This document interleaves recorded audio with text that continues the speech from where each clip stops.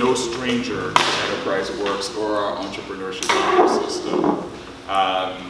He's been part of the ecosystem for a while and has, I mean, to the extent you can think about investing in startups, and that whole ecosystem as a value chain, he's been on multiple segments of that value chain as an operator, CEO of a startup, to an investor, and some M&A activities. And he's very experienced across that entire value chain. So today he's going to be talking to us about organizational debt in startups, which may not be exactly what it sounds like. And that's sort of what I'm most excited about, is that this is an important topic. I think it's going to be new to many of us, and I think it couldn't be more timely based on some of the conversations I've been having with some of you. So please join me in welcoming Harlee Sorkin.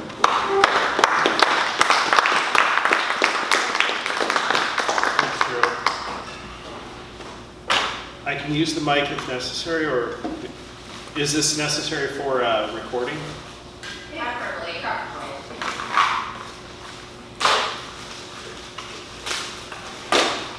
All right. Can you hear me? I'll tone it down so that I'm not shouting at you. Now, I was going to hide behind the podium, but I can't hide anything. That's one of the problems. I also have a tendency to move about, so I'll try and keep it in this way. So thanks, Gerald, for having me. Thanks for coming today. Gerald kind of mentioned I have a long history with Enterprise Works, but in recent years, actually, the past 2 years or so, I haven't spent a whole lot of time here because I'm currently operating a company that's based in Minneapolis that's in the medical device space. So some of the things that I'm going to talk to you about today are things that I'm dealing with myself. So hopefully when you hear me talking, I'm speaking to you as an operator, and this is one of those do as I say, not as I do type things, because I will tell you up front I'm guilty of everything that I'm going to talk about today. And I assume that all of you as operators of startups are also guilty. And I shouldn't use the term guilty because this is something we need to do as startup operators. So my background, I think it's tough to say exactly what I do, but the way that I put it is I've spent my career at the intersection of research and commercialization. So I am faculty in the College of Engineering and the Technology Entrepreneur Center, as well as Carlville, Illinois College of Medicine as a health innovation professor, where I work on what I'll call translational research, so taking things out of research environments and into commercial settings. My day job, the other piece, about 10 years ago I started a venture studio in St. Louis, which was all med tech based. The venture studio model is not, we're going to go invest in other people's ideas, but instead I had 3 partners and we were all operators, where we took our own ideas through the earliest stages of commercialization.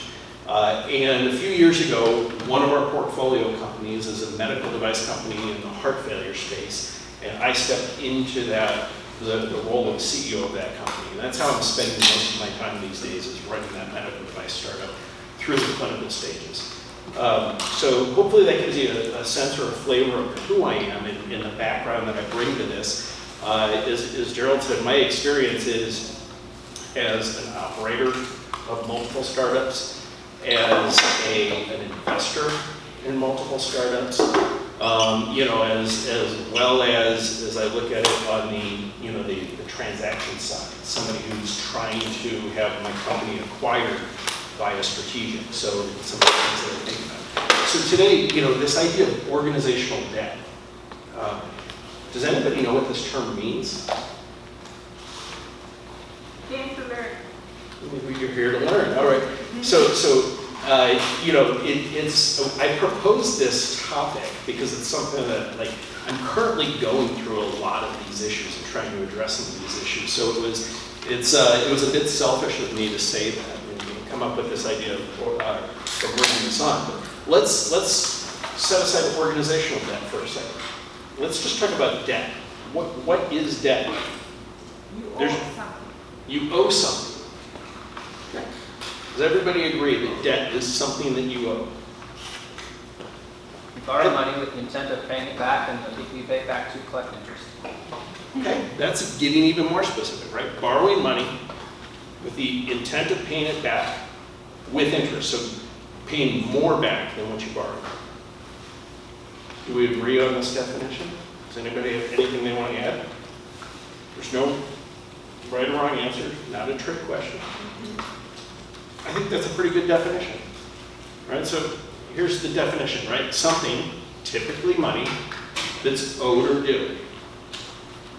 You can get a little more specific, the state of owing money. I am in a state of debt. Or taking it one step farther, right? A feeling of gratitude for a service, right? And I owe a debt of gratitude. That's another example. So yeah, it's something that we owe. All right, so we think of this, and Andy gave this example, right? Financial debt, it's money. When we think of debt, most of us think of money. I borrowed money, and I owe that money back. Does anybody here have debt? Maybe I should rephrase that. Does anybody here not have debt? No debt, no debt. Not even credit card debt. And I own my house. And you own your house. So I envy you. But I'll also, both of you, I'll also ask the question, right? Are you optimizing your capital if you don't have debt? It's a question, right? There's different ways of looking at it. I am fortunate, I don't have debt, but I do carry credit card debt. Every month, I put money on my credit card and I pay it off in full every month. But I do have 30 days worth of debt. And I look at that and say, basically, whatever I spend over the course of a year, I get to keep the interest on it because I do pay it off in full. So I basically get that back in interest. Right? So financial debt, right? Money borrowed.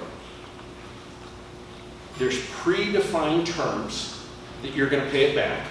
It's going to tell you what's the rate that you're going to pay it back at, over what period of time, and and how frequently you're going to make payments. If we think about borrowing money, every agreement that you have with a lender, usually a bank, is going to have these specific terms. And when a bank or a lender gives you money, they're going to look at two things. So I'll talk about a bank. So I spent 18 years on the board of a bank and trust. And they look at it first, do you have cash flow to pay it back? They want to know what's the source of repayment. When they lend you that money, they just want to make sure that you've got enough money coming in every month that you're going to be able to make the payments. And if not, they're then going to ask, okay, do you have the collateral so that if you don't have the cash flow, there's an asset there that you can use to pay it off? And if so, is that collateral something that can be made liquid that they can get their cash back? If so, they can lend you the money. Which, put another way, means you probably don't need that loan, right? You have those resources yourself. You could go get it. This is the statement. The only people who are creditworthy are people who don't need credit. The people that need credit aren't considered creditworthy by traditional lenders. So, when a bank's doing it, the first thing they're going to look at is cash flow. The second thing is collateral. And then they're going to put all debts, there's this matrix, right? You're going to have things that are either secured or non-secured, meaning you have pledged collateral or assets against it, that you've made a promise with your other resources to pay back, versus, non-secured means you don't make any promise. And then it's either installment or revolving. So installment basically means that there's a fixed dollar amount that comes up front, and that's paid back over time. And that's it. Or revolving means that they're going to extend you a certain dollar value of credit. You can take as much of that, you can draw it down, you can pay it back, draw it down, pay it back. All right, so examples here, right? An installment loan that's unsecured, that's like a student loan. Right? I had plenty of student loans. The reasons that those banks are willing to make those loans to a student is the assumption is people that are going to college are going to make good money and they're going to be creditworthy and going to have the ability to pay it back. So they don't require, there's no collateral that they're using to secure them. And it's an installment, meaning they give me the lump sum up front, but then I have to pay it back. I can't go back and redraw it. Within the business, a secured installment loan might be a capital equipment loan. If you're going to buy something, you're going to get that dollar amount and you have to pay it down over time. Personal life, a car loan would be a secured installment loan. A mortgage is a secured installment loan. It's secured by that vehicle or that house. When you think about revolving unsecured, revolving your credit card. If you have a business credit card or a personal credit card, that is a revolving debt, and it's usually unsecured. Or if you think about secured, that would be a line of credit. So if you go through the business, a line of credit, like in a business, it might be secured by the receivables of the business. Personally, it might be a home equity line of credit, where you can draw as much as you want, as frequently as you want. But if you don't make those payments, they're going to come after the house. Right? So these are the financial debts, and this is how we think of financial debt. And I'm trying to create a framework here so that we understand that debts are usually structured, very well defined in what it means and what you can do. Right? Here's a different, maybe I shouldn't say a new concept, but a different concept. This is the one that kind of started to open my eyes to the idea that we have debts that extend beyond capital. Is anybody here familiar with the term technical debt? No. No? Person right behind you had a hand. No. What's a technical debt? Basically, like in software development or something, you're making sacrifices today that you're eventually going to owe the software back in order to advance it. Bingo. Right? So this is an interesting idea, right? Technical debt. Right? They're the shortcuts that you take up front just to get something done, knowing that you haven't built a strong foundation or that you're going to have some deficits and you're going to have to come back at a later date and fix those. Right? Anybody familiar with the Eddystone Lighthouse? This is John Smeaton, the father of civil engineering. So anytime you use a bag of Portland cement, you owe a debt of gratitude to John Smeaton. So the idea here was the Eddystone Lighthouse. It's in the English Channel. The Eddystone rocks were known for taking out ships. Real problem. And the first lighthouse was built and came down because the weather there's rough. The second was built and came down because the weather there's rough. What they found was that there was not a good foundation. And John Smeaton's invention was this lime-based Portland cement, which cures while wet. And so the base you see in front was the original Smeaton Eddystone Lighthouse. It was actually the third. And it was in service. The first two lasted for tens of years. Smeaton's first lighthouse lasted 120 years. And they had to take it down. Not because the foundation was failing, because the rocks underneath the foundation were eroding. So the foundation actually outlasted the foothold, the bedrock underneath. And so then now what you see standing is the fourth Eddystone Lighthouse using Smeaton's techniques. But what happened there, and if we think about that, the first two weren't built on a strong foundation. And what Smeaton did was he was the one that recognized the problem and figured out the fix to go back. And so when you have a technical debt, you at some point in time are going to have to go back and pay the money. You've got to go back and fix those issues. Otherwise, and we're talking about technical debt within your startup. Right? We encourage technical debt. We tell you, just get a working prototype out there. Just get something in the hands of a user so that they can use it and provide you feedback. But we know we're going to have to repay that debt. Right? So organizational debt. Right? We've now talked about financial debt. We've talked about technical debt. Let's move on to organizational debt. All right? I will tell you that both of those that we've addressed are types of organizational debts. You have financial, and you also have technical, but there's more. Right? Organizational debt is all of the things that we do up front to get our businesses moving and off the ground that we know we're going to have to come back at a later date to fix. So it's the compromises we make early on in this. Just get it done. Just get a working copy out there so that we can see where we can go. You can also think of it as the accumulation of the changes that we should have done, but that we didn't, just to be expedient early on. And then maybe, sorry, I see a little bit of it's got a little bit wonky, but the gap between where we are today and what's optimum. You'll notice there's one line that's underlined here. Without regard for resources presently controlled. I want to focus on it because that's a really important part. This is why we take on organizational debt, because we don't have the resources. So somebody running a startup, you're expected to do everything, but you're just one person, you can't do it. So why does it accrue? It's because you are tasked with keeping all of the balls in the air. You're trying to get something out there, and you're also trying to run a business, trying to manage HR, you're trying to manage the accounting, you're trying to manage operations, all of these details. And we can probably handle any one of these balls.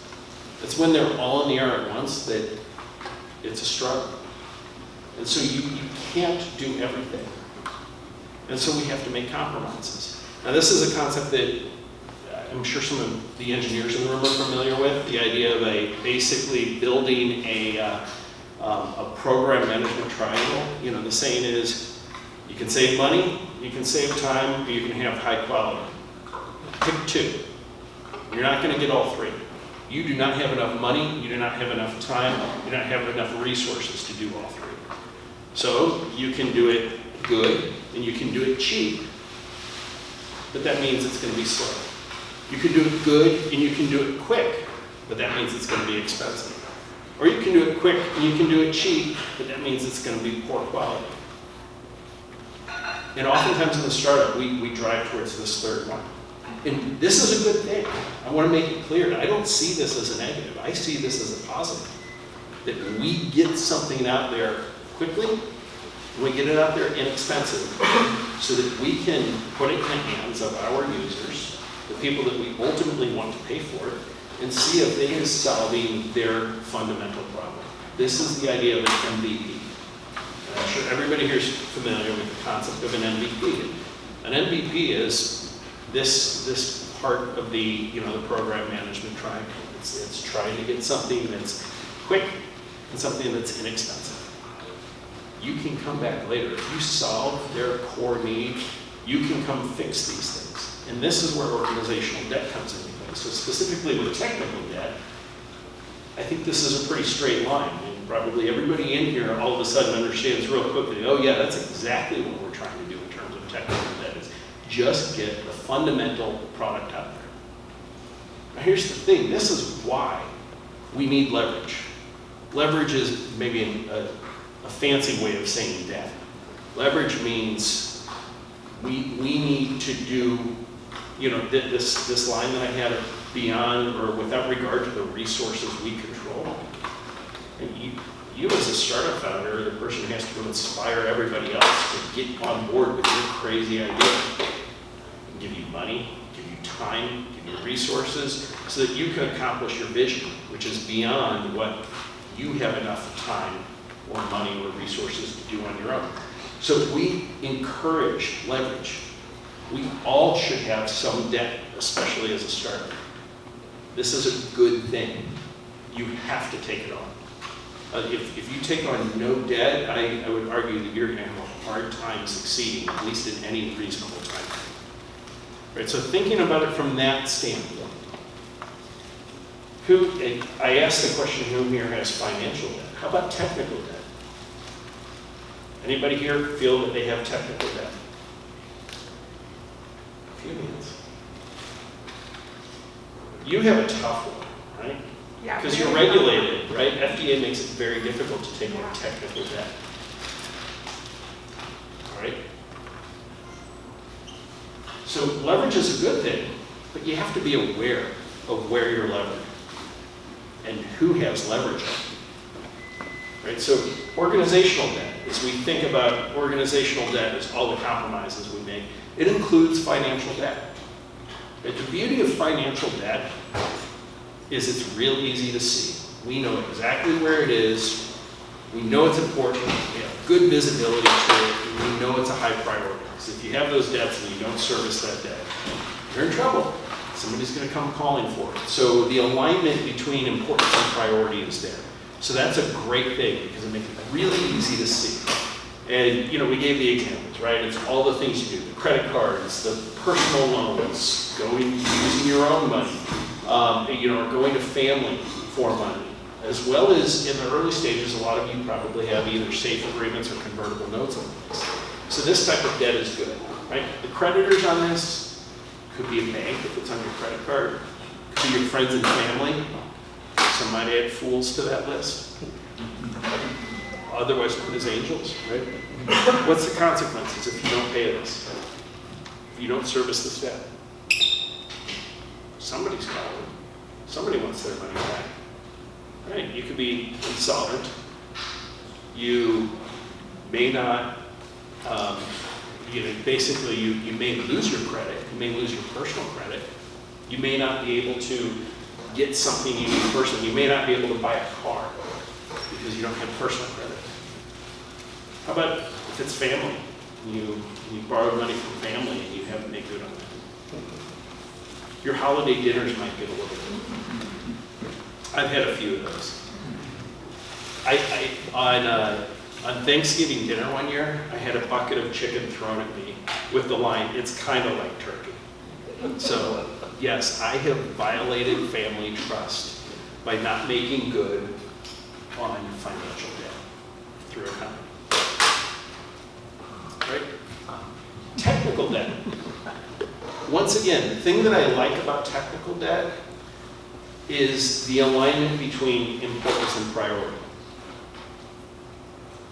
A little less visible, right? How important is it? In the early stages, it's probably not critical. In fact, like I said, technical debt can be a really good thing in your earliest stages. What's the priority? Probably don't have to fix it today. We know we'll have to fix it at some point, but maybe not right on day one. And then the question is, how visible is it? As long as your product is working, it's not visible at all. You may be aware that there's some instability there, but your user may not be aware of that. So, we can think about technical debt. We can kind of define this as, I think of it as what's the cost of rework. If I have to go back and fix this, how much is that going to cost me in terms of both time and money? That's how I think about technical debt. I try and boil it down to dollars and cents. It also includes IP. So I think I put IP in the technical debt bucket.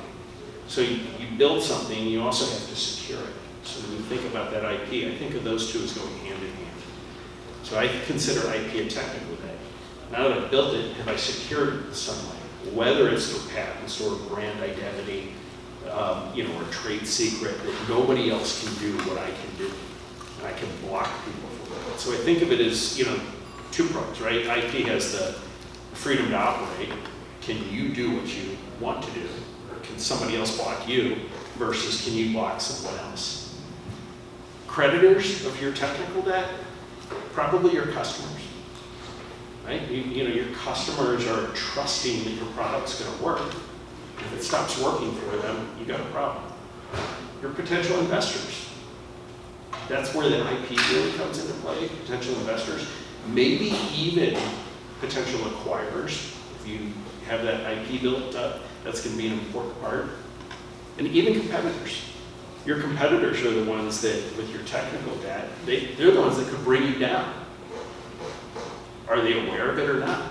If they're aware of it, then that might be a weakness that they can exploit.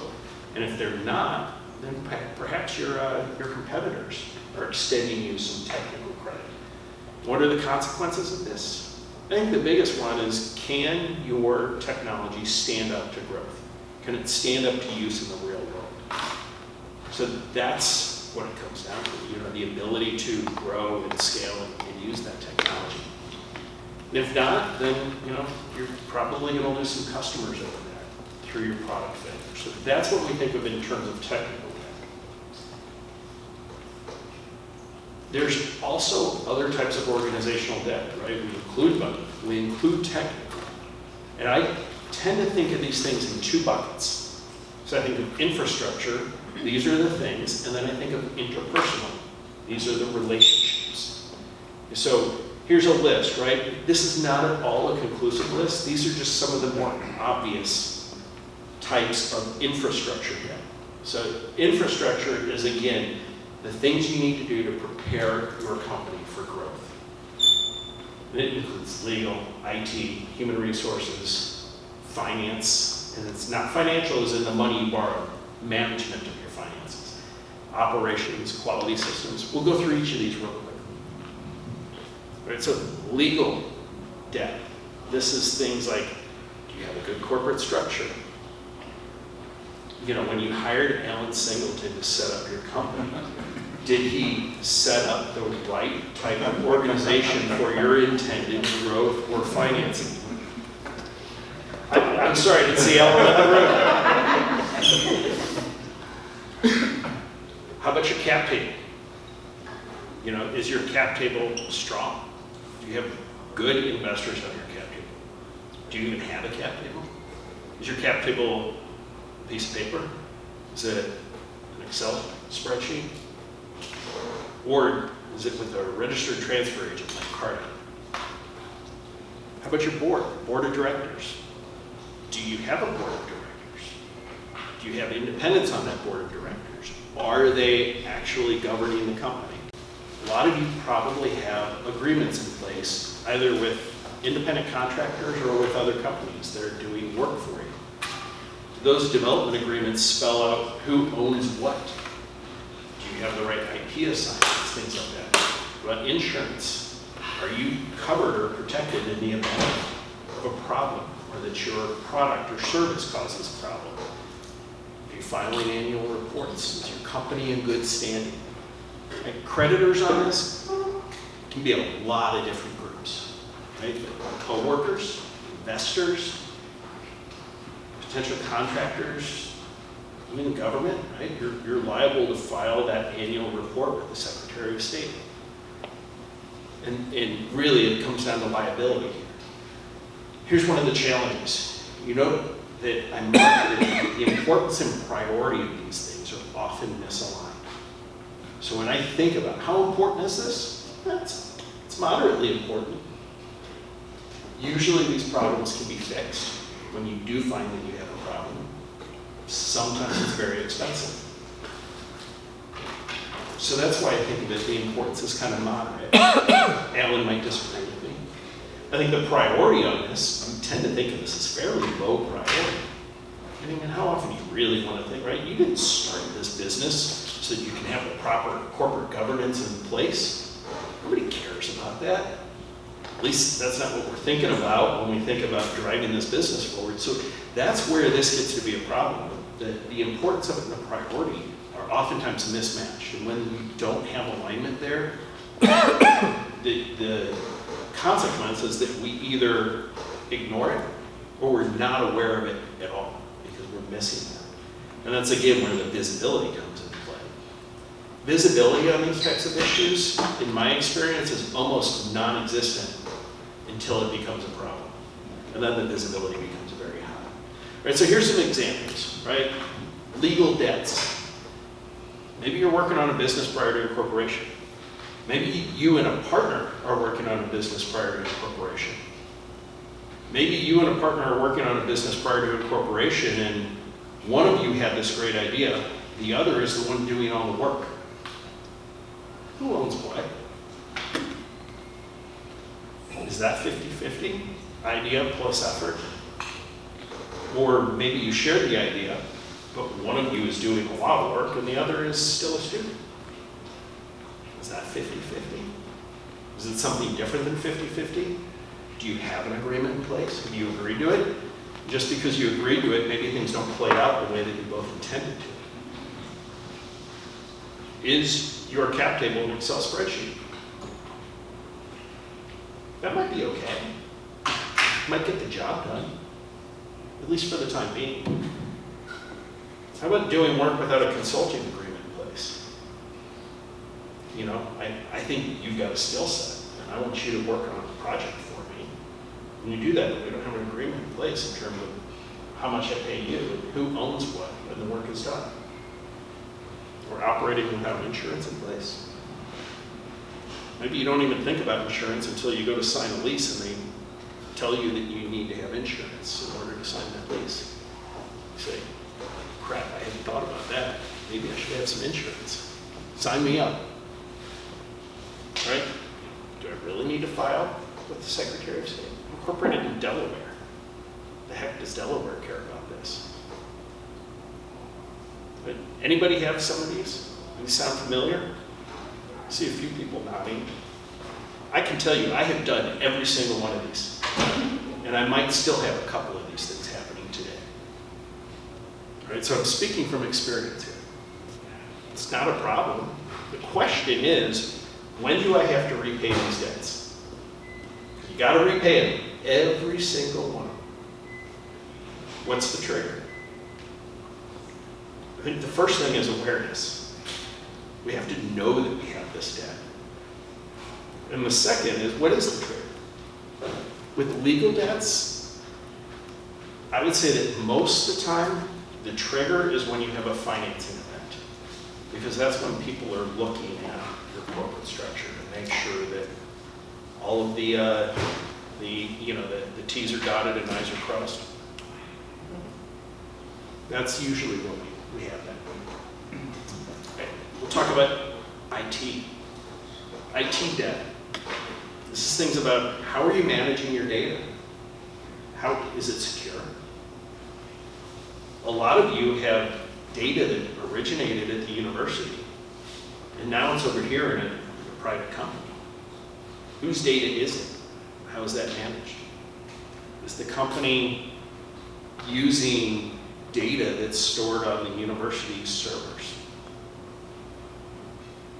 You know, do you have policies among you and your coworkers of who does what with their data, where it's stored, how it's stored? Just sign up for a Dropbox subscription and put it all there? Is that okay? Probably, at least in the short run. Again, the importance of this, moderate, maybe critical. Visibility to this, as long as this data's there and I can access it, that's fine. What if you've got it on your laptop? That might be a bigger problem. Okay, what are the consequences? That data's compromised, you have a problem there. Right, so examples. You're using your personal stuff, all your personal stuff, your own laptop, your own phones. We all do this, right? We're all probably guilty of this.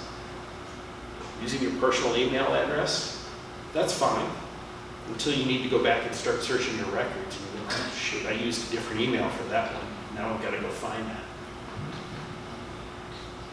How about your web domain, right? That's another one. So I'm currently going through the process because we're about to do a capital raise.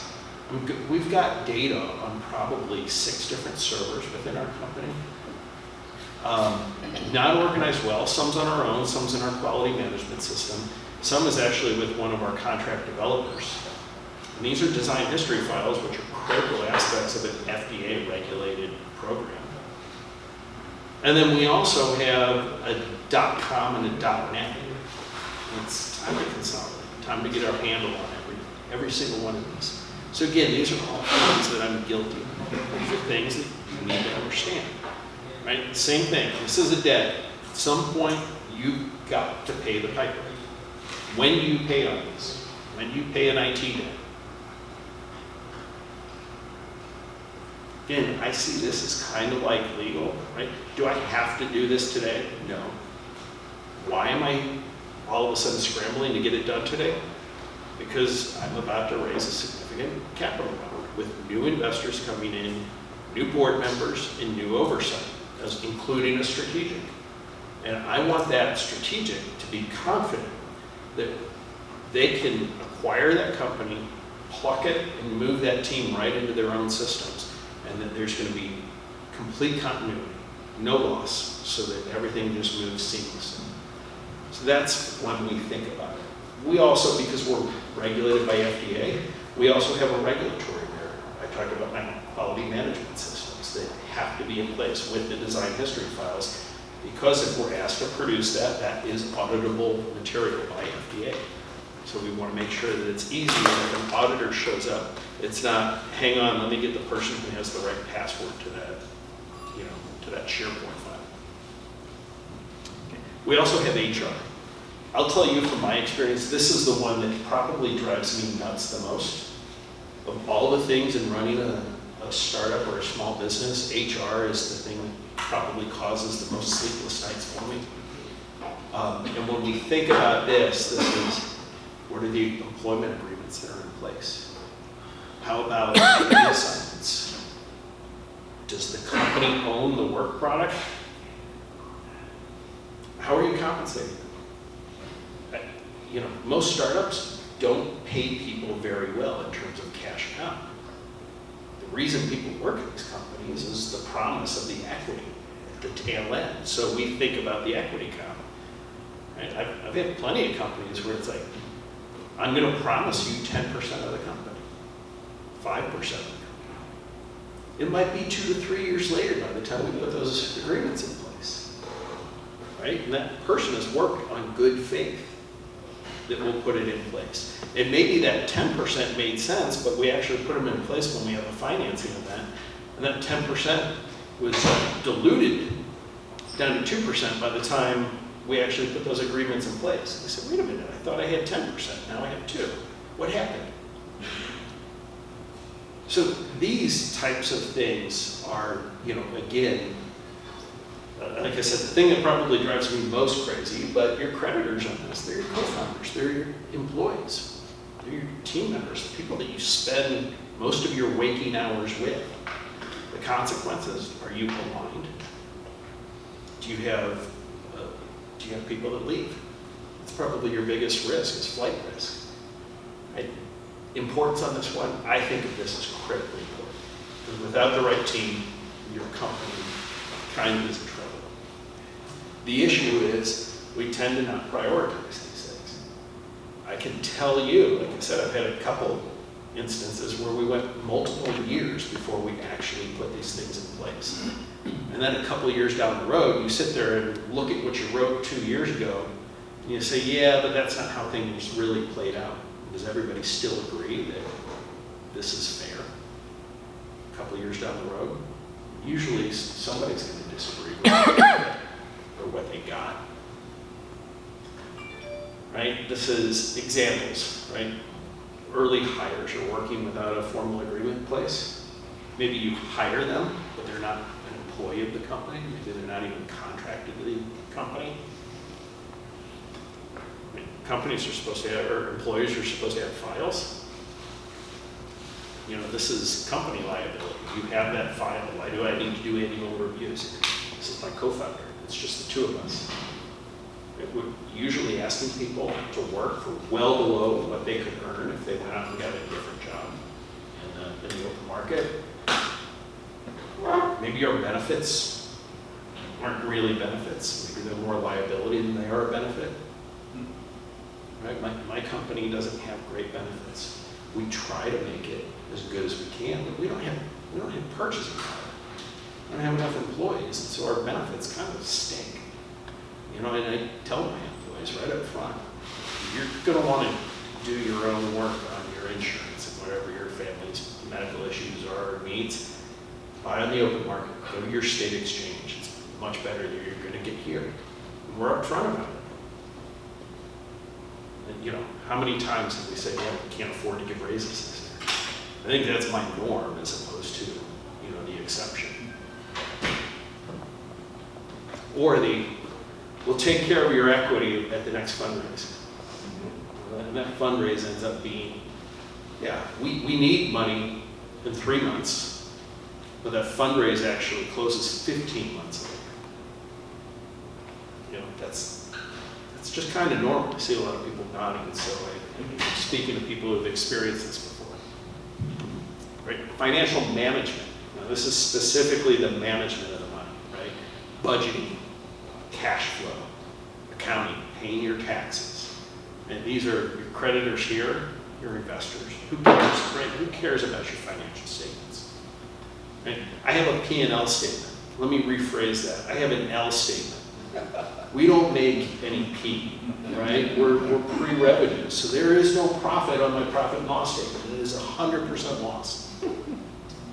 And that's how I'm used to operating. In fact, I have only done pre-revenue businesses for years. We had a funded research agreement with a strategic 3 years ago, and we had to record it as revenues. Like, I had whole new sections of my P&L statements open up that I didn't even know what they were. I was like, what's this? It's funded research, which means we had to record this as revenues. And I'm like, we're a pre-revenue company. And all of a sudden we had revenues. It was enlightening to see that. All right, so you think about who are your creditors? What are the consequences of this? Examples, right? How many of you use your personal credit cards for your company? Is there a difference? Right, we all do. It's the startup world, right? All of a sudden you sit there and go, am I really paying good attention to this? Who has done their accounting for their company on an Excel spreadsheet? No? You guys are rookies. And in the early stages, it's always Excel. And then at some point, and it's QuickBooks is easy and it's cheap. The problem is you got to sit down and build a chart of accounts, and that's a pain, and I dread that. So I can tell you I've done it a bunch of times where it's just an Excel file. It's not good, but it gets the job done. Cash is, how much money does the company have? Well, I don't know. Let's go see how much money I have, and then I'll tell you how much the company has. How's my portfolio doing these days? Boy, the company's really going to have a hard time making payroll this month because the markets are down and it's going to be a painful, or maybe the markets are up and I don't want to take on the capital gains tax to make payroll, but I got to. So then you have to play with that whole cash management, right? As a founder, you're signing the front of the check, not the back. That's a hard thing, right? If we're not making money, why do I have to file a tax return? I'm going to pay my accountant a few $1,000s to complete a tax return that basically says we lost a lot of money. How's that? Again, I might have done one or all of these and more, and I might do it on a regular basis. When do I have to pay that debt back? At some point that somebody says, right, we all hit this inflection point where early on it's save money, save money, save money, and you get rewarded for being lean and scrappy. And then all of a sudden when you're trying to talk to strategics or larger investors, they no longer value scrap. You can't save your way to success with them. So there comes this inflection point where they don't want a fat organization, but they want a robust organization. One that they're confident that if we invest in this entity, that this entity knows what the heck it's doing and it's going to do a great job and be a good steward of our money. Right? Operations. You can think about this. Operations, this is your facilities. This is your processes and procedures. Right? One of the great things about being in an incubator environment is they take care of a lot of the management stuff. Right? Even down to the mundane, like who's going to clean? I can tell you, so I commute. My office is in Minneapolis. And we joke, my office is the closet. It's a storage closet in the engineering. We're in the back room, right?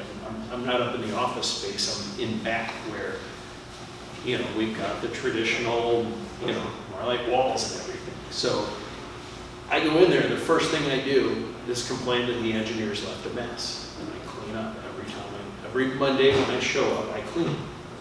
Right? This is some of the operations. It's become an SOP. Standard operating procedures.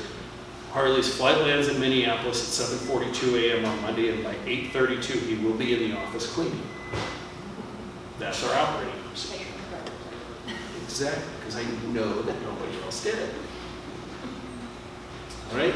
Harlee, real quick, that example you just gave strikes me as maybe it fits into a different category, but it does strike me as organizational debt on some level, that the CEO is the one cleaning up, right? So how do you because there are all those kinds of compromises that you make as you're getting a startup going, where I can say, okay, the hour Harlee spends doing X, Y, and Z is more, is better spent elsewhere. Do you think of that as part of the organizational debt? Well, in terms of best use of my time, Yeah. it's therapeutic for me. I will say that, it is not something that it probably starts with a few curse words. But by the time I'm finished, there's something else that comes out.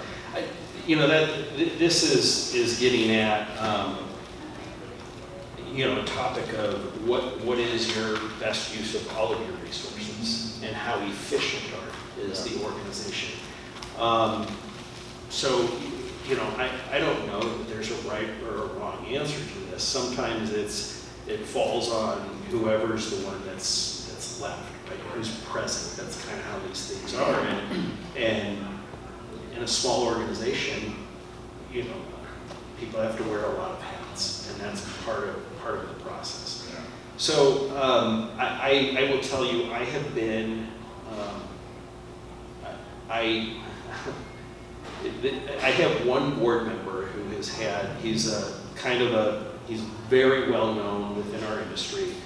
He's retirement age, but he's had multiple successful exits, both acquisitions and IPOs in the med device space. In our world, everybody knows who he is. And about a year and a half ago, I showed up to a board meeting and put a spreadsheet put a spreadsheet out on the screen, and a couple people were on Zoom, some were in the room, and Jim was at his winter home in Scottsdale. And through the screen, using very colorful language, he said, "Harlee," he said, "I don't ever want to see another one of your friggin' spreadsheets again." And I was a little bit taken aback because I thought my spreadsheets were really good. Like, I was really proud of this. Like, I had my budgeting down to a T. In fact, one of the things that it's a point of pride that they've commended me on is we have met every budget on time and under budget, every deliverable. So, it was, and he just said, "Harlee, I've been part of this company for over 3 years now." He said, "I know for a fact, if you say this is true, that you will meet that." He said, "I don't need to see your bleeping spreadsheet to prove that." And he said, "The bigger problem I have," is he said, "you're no good at this." He said, "I know you were up till at least 3 a.m. last night working on a spreadsheet." He said, "I want you to sleep at 3 a.m. And it was this exact issue. And here I went in proud of my work, and he bit my head off. Basically said, "Stop. You need to hire someone who's really good at this." And I said, "Great, can I have a little money to hire an individual?" That's the answer. And the answer was, when I asked for it, he said yes, and in fact, I'll even tell you who it is. And he gave me the reference to a woman who is now our CFO. And we are startup number 8 for her, 4 of which were med tech, 4 of which were in the IT space. and so it kind of turned this, what's the best use of my time, into, right, these are my stakeholders.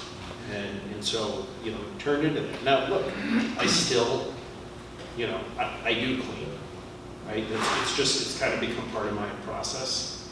I don't know if it's the best use of my time, but it's a use of my time. And like I said, it makes me feel good, and I feel like we can then kick off our weekly team meetings. I don't know if I've answered your question. No, you did. I think I went in a totally different direction. No, you did. I mean, these are the trade-offs, right? That you're always thinking about. Well, that's it. So you used the term compromise earlier, and you used trade-off just now. We also have the same, we don't make compromises. Everything we do is a trade-off, right? Compromise suggests that we're giving up. But a trade-off, yeah, we're willing to accept something less. And that's what organizational debt is about. It's about taking a trade-off. Knowing that at some point down the line, you're going to have to come back and fix this issue. The key to fixing it is, first of all, being aware. Second, knowing what the fix is. Who's your creditor? And what do they need? What do they need, and when do they need it in terms of fixing it? All right, I'm looking at the clock. In 5 minutes, what I'm going to do is just shift real quickly, from this idea of infrastructure to interpersonal.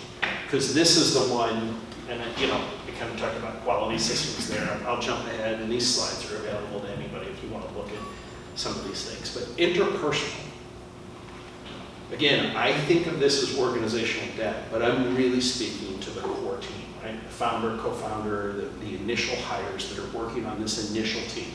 And I think of this as falling into kind of 3 buckets. I mean, again, not a comprehensive list, but this is just how I think of it. Think of it as credibility, health, and relationships. And these 3 are all maybe related or correlated in some way. So the credibility, this is the fundamental effect. Andy and I were having a conversation about credibility, right? When all else fails, this is the only thing we have. Do what you say and say what you do. Me. Right? When all else fails, it comes down to, do people believe that you will deliver? And so when I think about this, right, the first thing is your personal credibility. The second is your organization's credibility. Do you meet your deadlines? Do you deliver when you say you will deliver? Do you hit your milestones? Are you on time? Are you on budget? Those types of things. Your creditors here, they're your team.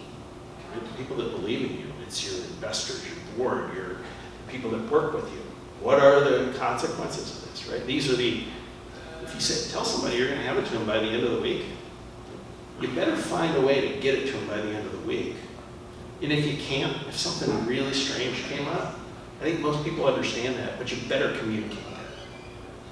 Most people can accept you not meeting your deadline as long as you communicate it to them before it happens. Right? We all have a tendency to want to please. We say yes. We say yes to everything. There's a problem sometimes with saying yes to everything.